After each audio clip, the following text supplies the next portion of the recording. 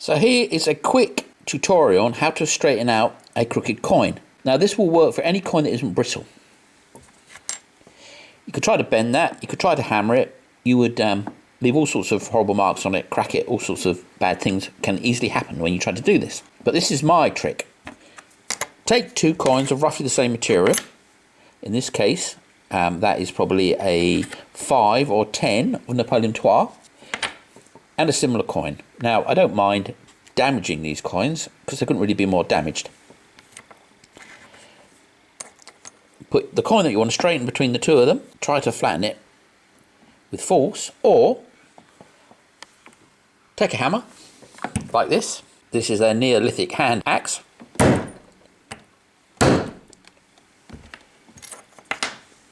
And give it a bash. Now, for some reason, if you do it with coins of the same material, it doesn't wreck the coin, doesn't crack the coin, doesn't split the coin, and will just straighten it out. So now, you've got a straight coin. It's not perfect, and you wouldn't do it to a coin that's worth anything, but if you want to get a coin straight, and you don't want to crack it, or smash it in two, that's the way you can get it flat. Any other way and you might find yourself splitting the coin in pieces. I'm off to that hot spot I found a few days ago and see if there's more to be found in that general area. It's over there, just past that tree. Typical 2 minutes in, right by the car, a fired round ball. Hopefully I'll keep the fines rate up at this speed, but this is normally followed by nothing for quite some time.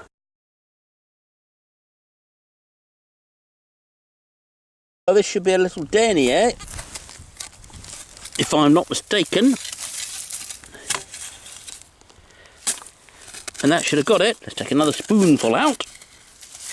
Pop it there, and let's see. Yep, it's in there. Oh, and it fell out. I hope I got that on camera. There it is. And that's looking like a Liard. What's left of one? Maybe a double tournoir. So I'm back on the hot spot with a bit of luck. Let's hope they drop more than copper.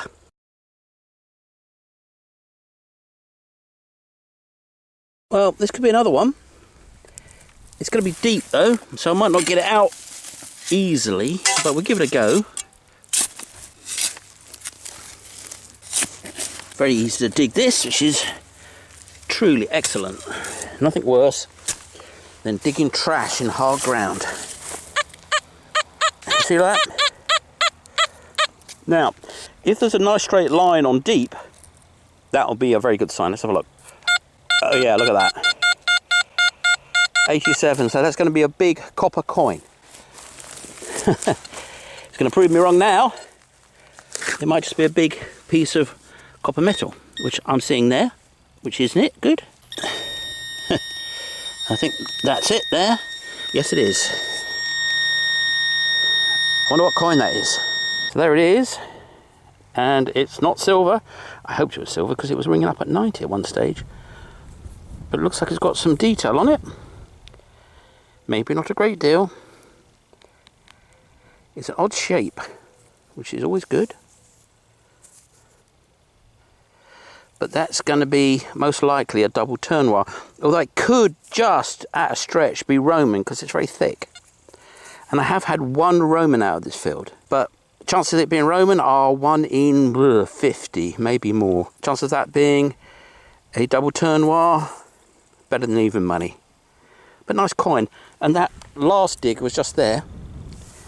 So this could be a path. Anyway, it's a hot patch, that's the one I wanted. So if I dig 20 of these, I'm going to get a silver. And if I dig 20 of these 30 times, 600, I might even get a gold.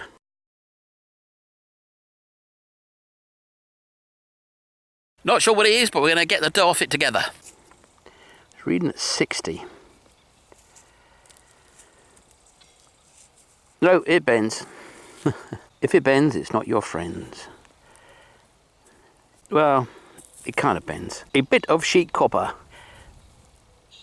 Maybe not even that. In the bag. Unexpected, a aluminium A.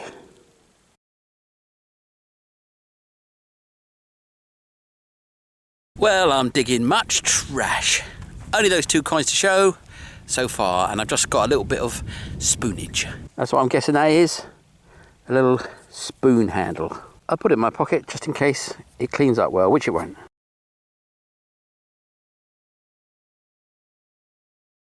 Well, every time I see something like this, I'm going to say, mouse around. Because those knowledgeable people always say, mouse around. So, this is a mouse around. Well, certainly looks like a bullet, if you ask me. And if you do know what it is, or it is a mouse around, please post below.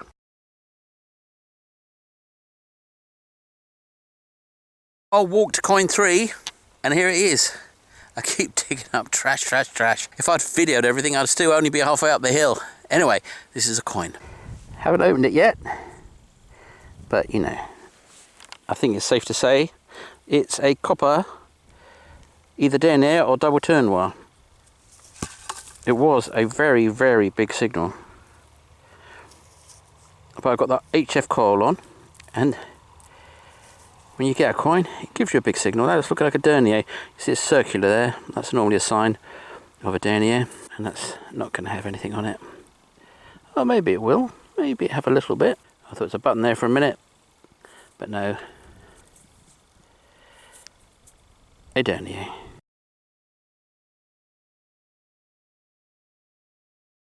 This is almost worth putting my excited face on, but it might just be half a crotal bell. But it's got a big signal, it's down there, and it's looking interesting. So let's discover it together. That is it. And if it's round, it's going to be a crotal bell. Or something very unexpected. But it's a clear break if it is a crotal bell. Well, and it's got a hole in the top. And that's what it is. And it's decorated. So I'm excited now. I'm excited. Because it could still be a crotal bell. So the bottom bust off it, but the hole there, that's not crotal bellish. And that's definitely got pattern. And don't worry, people, I won't rub it off with my finger. If I did rub it off with my finger, it's going to fall off as dust. And it doesn't matter how much you lacquer it, that won't make any difference. But that's a something, and I'm very happy with that. I don't know why I'm happy with it. It's probably like part of a doorknob or something. But we will find out when we clean it up, because that's got a pattern on it. Yeah, nice surprise.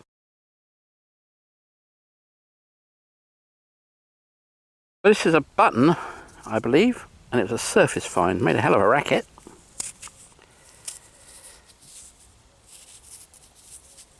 Well, maybe not. I don't feel any shank in there. Maybe it's one of those ones that's the top of a button, and the underneath bit got separated. It does happen. Oh no, there you can see where the shank was. So that's a button. Not bad. Better than that.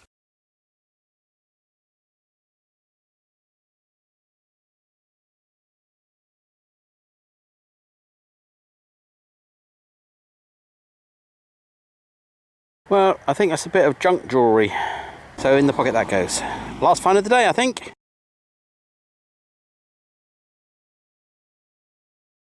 Well, a bit of lead. The junk's improving. I'm right by a river here, which is probably ancient. So you should find some stuff along here, but so far it's just been foil. And that little fake ring, or that little junk ring, and this lump of lead. There's another 2.5 hours of exercise on my diet. Which means not only did I find some interesting coins and little pieces of treasure, I could also stuff my face with an extra 700 or 800 calories, which otherwise wouldn't be able to. It's all good news. Thanks very much for watching. See you all later. Please subscribe and like. So I find a lot of rubbish. I think every treasure hunter does. Sometimes, if you're in the wrong place, you can collect nothing but rubbish and get nothing good at all. But anyway, I know you're interested to see what exactly I find. Now, my wife, for some reason, best known to herself, decided to get a load of my rubbish and clean it. I think she's hoping there might have been some good finds amongst the rubbish, which does happen sometimes. But anyway, have a look at just what ends up in my rubbish pouch. And here we have it. As you can see, There's plenty of shotgun cartridge tops, bits of shotgun cartridge. This is pin fire, which makes it pretty old. That's not pretty old, that's pretty modern. Right, most of them are pretty old. And that, which looks like a button, is in fact part of that. This, for example, which is probably a pig killing slug. One of these, which I'm not sure what it is, but I think it's some sort of wire guide, I could be wrong. It could be a bicycle spanner, but I have my doubts. And as you can see, bottle tops, more shotgun bits, a semi-ring pull, wire, obviously foil, tubes. Now this is a copper hobnail, so that would have been in a piece of wood, bottom of a shoe maybe. So that's a keeper in a way. That is a bicycle license from around the 1920s. Various bits and bobs. Now this is an annoying new thing. This is a bullet for shooting wild boar, and it's copper, and it smashes into pieces when it hits something, leaving a trail of lots of little high conductivity targets behind it. So there you have it. That's a typical sack of trash cleaned up. And as it happens, in this case, nothing apart from that little hobnail worth keeping. But I have found coins, or rather I would say my wife has found coins in amongst these things, and I guess I just accidentally put them in the bag rather than my pocket because I was distracted or tired out. There we are, the contents of an average bag of rubbish, and one little find that I'm going to keep. Treasure is what you consider treasure. Now, it used to be treasure was just silver and gold, and these days legally, in places like the UK, it's anything over a certain age. But to me, it's anything that's interesting that I find that's been lost. Off we go, metal detecting to find some more treasure.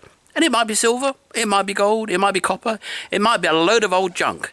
But for me, and I hope you, it will be treasure. Now, one good thing about filming an introduction is you don't get to the place where you're going to treasure hunt and find out you've forgotten your camera, like I nearly did just now. That's my little tip to treasure hunters who are going to make videos. Make an introduction before you leave home, because that way you know you've got your camera with you.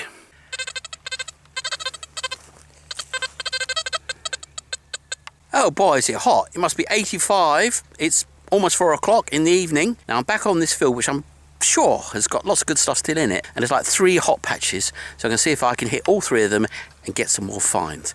I think this field could fetch up something really, really good. I think there's a reasonable chance of something very good here. If not, there's still going to be plenty of finds.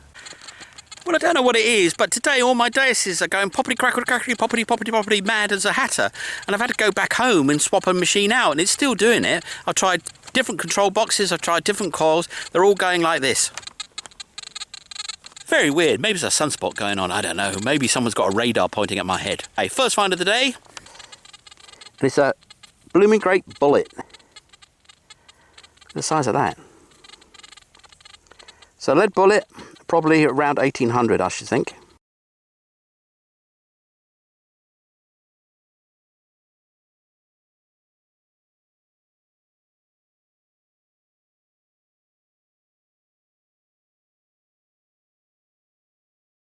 But I think this is a button.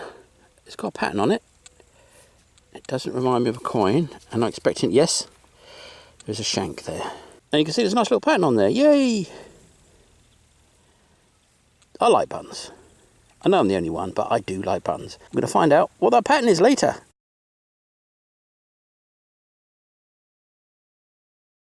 Well, that's a fragment of a little bronze ring, probably used for horse tack.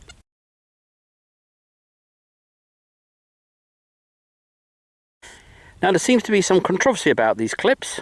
I just found 5 or 6 inches away from a piece of bronze. That was from a horse ring. And some people say this is from corsets. Well, I don't think there are many people in corsets wandering around fields, but there's certainly a lot of these. And maybe if there were ladies in corsets wandering across the fields, they were popping them on from all the effort and surprise of actually finding themselves in the middle of a field. But actually, there were socks in those days, stockings, that were held up. So it could be a stocking clip. And that's on men. And there were braces, and you can see 2 of them on either brace strap, which would be then hooked onto your pants. So it could be a corset, unlikely. It could be a stocking, less likely. Most likely, in my mind, to be clips to get your braces on.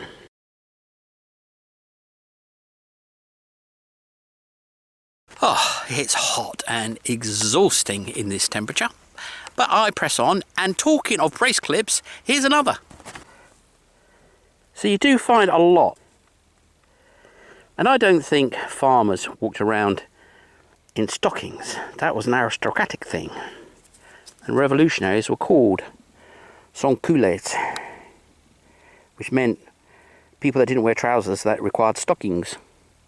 That's how big a social distinction it was. So a farmer would be out here in his braces, no doubt, humping heavy stuff, and ding, off would go one of these. That makes sense in my head.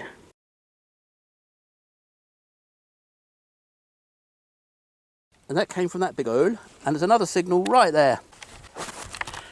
So let's go get it. And it was a bit of birdshot. Well, over there a ways, I picked up a bit of pottery, I don't know, about 10, 12 feet over there somewhere. And I looked at it and I thought, everyone else would say that was Roman. But I don't believe it's Roman, because if there was Roman pottery, there'd be Roman little coins. They had enough of them. And I'm not finding any here, so it's not Roman pot. And then I find this. And this was a foil signal. A do not dig me foil signal. Now it's probably going to be a button.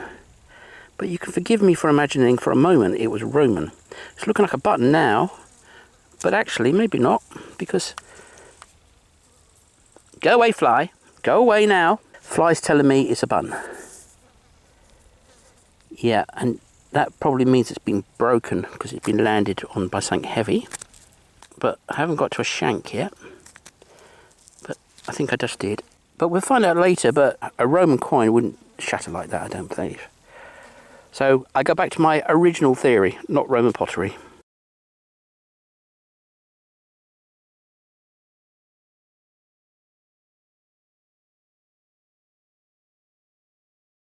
Well, this was a very sketchy signal and was very, very deep. And it's now in here. Well, I'm going to have to grab it, or it's in there somewhere. So I'm going to have to fish it out. Looks like a bit of junk. But I'm going to put it in my pocket just in case it cleans up to be something. The detector wanted to hear it at about a foot, so I don't know why, but it did. Well, it's a typical foily signal I've been digging all day, but this is actually a nice piece of bronze, very unusual. I don't know what it's from, but it's something interesting.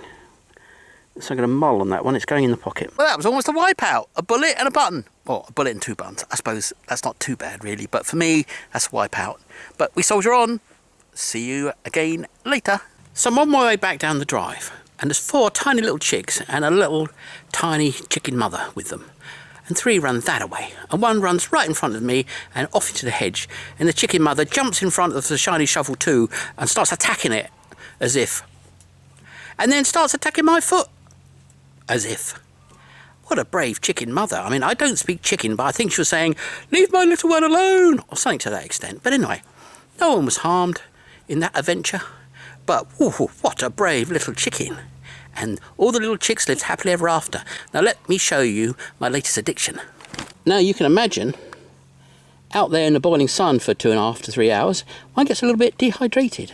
Now, what my darling wife does for me is she pours some apple juice from the local farm into one of these and makes an apple juice lolly.